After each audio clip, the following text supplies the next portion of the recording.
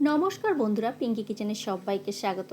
আজকে আপনাদের সাথে শেয়ার করব লাউ শাকের একটা নিরামিষ সুস্বাদু রেসিপি। তার জন্য আমি এখানে লাউ শাকগুলোকে কেটে নিয়েছি, কেটে কুচি করে নিয়েছি আর ডাঁটাগুলো পরিষ্কার করে ছুলে নিয়েছি। আর নিয়ে নিয়েছি আলু আর বেগুন, আলুগুলোকেও ডুমো ডুমো করে কেটেছি, বেগুনটাও ডুমো ডুমো করে কেটেছি। এবারে শাকটাকে সবার প্রথম আমি একটু নুন জলে ভিজিয়ে রাখছি। নুন জলে ভিজিয়ে রেখে শাকটা ধুলে, কিন্তু শাকে বর্ষাকাল তো শাকে পোকামাকড় থাকে, সেই জন্য শাকটাকে একটু নুন জল দিয়ে 2-3 বার ভালো করে ধুয়ে নিচ্ছি। আর একদিকে গ্যাসের মধ্যে আমি কড়াই বসিয়ে দিয়েছি। কড়াইয়ের মধ্যে দিয়ে দিলাম 2 থেকে 3 চামচ মতো সরিষার তেল। তেল খুব ভালোভাবে গরম হয়ে গেছে। এবারে তেলের মধ্যে আমি কয়েক কটা বিউলির ডালের বড়িকে ভেজে নিচ্ছি। আপনারা চাইলে অন্য বড়িও এখানে ব্যবহার করতে পারেন, আমি এখানে বিউলির ডালের বড়িটাই ব্যবহার করেছি।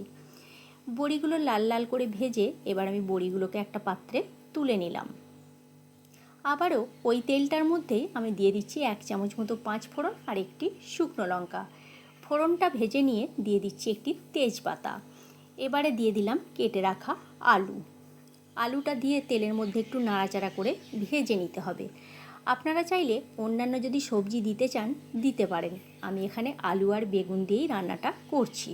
আলুটা যদি একটু ভেজে নেওয়া হয় তাহলে কিন্তু এর স্বাদ খুবই ভালো হয়। দেখুন, আলুটা নাড়াচাড়া করে আমি 2 থেকে 3 মিনিটের জন্য ভেজে নিলাম, হালকা লালচে ভাব হয়েছে। এই পর্যায়ে আমি দিয়ে দিচ্ছি কেটে রাখা লাউ শাকের ডাঁটা আর বেগুন। লাউ শাকের ডাঁটা আর বেগুন দিয়ে আরও 2 মিনিট আমি এখানে আলুর সাথে নাড়াচাড়া করে ভেজে নেব। আর এই লাউ শাকের রেসিপিটা গরম ভাতের সাথে অসাধারণ খেতে লাগে। একবার হলেও রেসিপিটা বানিয়ে দেখবেন, আশা করছি আপনাদের ভালোই লাগবে। দেখুন, লাউ শাকের ডাঁটা, বেগুন আর আলু আমি খুব ভালো করে এখানে ভেজে নিলাম। ভেজে নিয়ে দিয়ে দিচ্ছি 1/2 চামচ মতো হলুদের গুঁড়ো, আর দিয়ে দিলাম 1/2 চামচ মতো জিরের গুঁড়ো। জিরের গুঁড়ো আর হলুদ গুঁড়ো দিয়ে খুব ভালো করে আবারও নাড়াচাড়া করে একটু ভেজে নিচ্ছি। এখানে কিন্তু অন্য কোনো রকম আর মশলা ব্যবহার করছি না। ভিডিওটা ভালো লেগে থাকলে লাইক, কমেন্ট, শেয়ার করবেন। আমার চ্যানেলে যদি নতুন বন্ধু হয়ে থাকে তাহলে আমার চ্যানেলটা সাবস্ক্রাইব করার অনুরোধ রইল। আর ফেসবুক পেজ থেকে দেখে থাকলে আমার পেজটি অবশ্যই ফলো করে নেবেন আর বন্ধুবান্ধবদের সাথে একটা শেয়ার করে দেবেন। দিয়ে দিচ্ছি এখানে স্বাদ মতো নুন। নুনটা কিন্তু বুঝে শুনেই দেবেন, শাকটা বেশি দেখে নুনটা যেন বেশি দিয়ে দেবেন না, তাহলে কিন্তু নুনটা বেশি লাগবে। নুনটা দিয়ে দেওয়ার পর খুব ভালো করে আবারও একটু মিশিয়ে নিয়ে এবার একটা ঢাকনা দিয়ে ঢেকে দিচ্ছি। কিছুক্ষণ ঢাকনা দিয়ে ঢেকে দেওয়ার পর আমি ঢাকনাটা খুলে দিলাম। শাকটা দেখুন অনেকটা পরিমাণেই কিন্তু কমে গেছে। আর আলু আর বেগুনের সাথে আবারও একটু নাড়াচাড়া করে নিচ্ছি।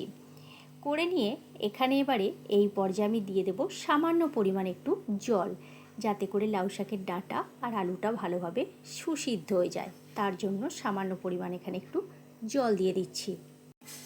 খুব একটা কিন্তু এখানে বেশি জলের ব্যবহার করছি না, সামান্য পরিমাণেই জল দিলাম। দিয়ে এবার একটা ঢাকনা দিয়ে ঢেকে দিচ্ছি 5 থেকে 7 মিনিটের জন্য। 5 থেকে 7 মিনিট পর আমি আবারও ফিরে আসছি। ঢাকনাটা খুলে দিলাম। দেখুন অনেকটা পরিমাণেই কিন্তু শাকটা কমে গেছে। আর আলু আর বেগুনটা দেখব খুব ভালোভাবে সিদ্ধ হয়েছে নাকি। আলু আর ডাঁটাগুলো ভালোভাবেই সিদ্ধ হয়ে গেছে। এই পর্যায়ে দিয়ে দিচ্ছি ভেজে রাখা বড়ি। বড়িটা দিয়ে আবারও খুব ভালো করে আমি এখানে মিশিয়ে নিলাম। মিশিয়ে নিয়ে 1 মিনিটের জন্য আমি এখানে ঢাকা দিয়ে দিচ্ছি। তাহলে কি হবে, বড়ির যে গন্ধ বা স্বাদটা সেইটা শাকের সাথে ভালোভাবে মিশে যাবে। সেই জন্য বড়িটা দিয়ে 1 মিনিটের জন্য আমি ঢাকনা দিয়ে ঢেকে দিয়েছিলাম। আবারও 1 মিনিট পর ঢাকনাটা খুলে দিলাম। দিয়ে খুব ভালো করে আমি এখানে মিশিয়ে নিচ্ছি। আলুগুলো একটু খুন্তিতে করে ম্যাশ করে দিচ্ছি, যাতে করে খেতে বেশ ভালো লাগে। এবারে এই পর্যায়ে দিয়ে দিলাম 2 চামচ মতন সর্ষে বাটা। সর্ষে বাটাটা দিলে এর স্বাদটা কিন্তু দুর্দান্ত লাগে, তাই সর্ষে বাটাটা অবশ্যই শাকেতে দেবেন, তাহলে খেতে বেশি ভালো লাগবে। আর দিয়ে দিচ্ছি 2-3টে চিরা কাঁচা লঙ্কা। কাঁচা লঙ্কার সর্ষে বাটাটা দিয়ে খুব ভালো করে আবার একটু মিশিয়ে নিলাম। মিশিয়ে নিয়ে এবারে দিয়ে দিচ্ছি স্বাদ মতো চিনি। শাকে একটু মিষ্টি না দিলে খেতে ভালো লাগে না, শাক একটু মিষ্টি মিষ্টিই খেতে ভালো লাগে। আর আপনারা যদি মনে করেন যে শাকে মিষ্টি দেবেন না, নাও দিতে পারেন, কিন্তু মিষ্টিটা দিলে খেতে বেশি ভালো লাগবে। চিনি আর সর্ষে আর কাঁচা লঙ্কা দিয়ে খুব ভালো করে আবার একটু মিশিয়ে নিলাম। রান্নাটা আমার সম্পূর্ণ তৈরি হয়ে গেছে।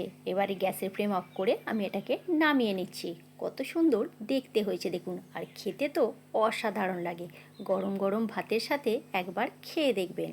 আজকের মতো তাহলে এইখানেই, নেক্সট ভিডিওতে দেখা হচ্ছে।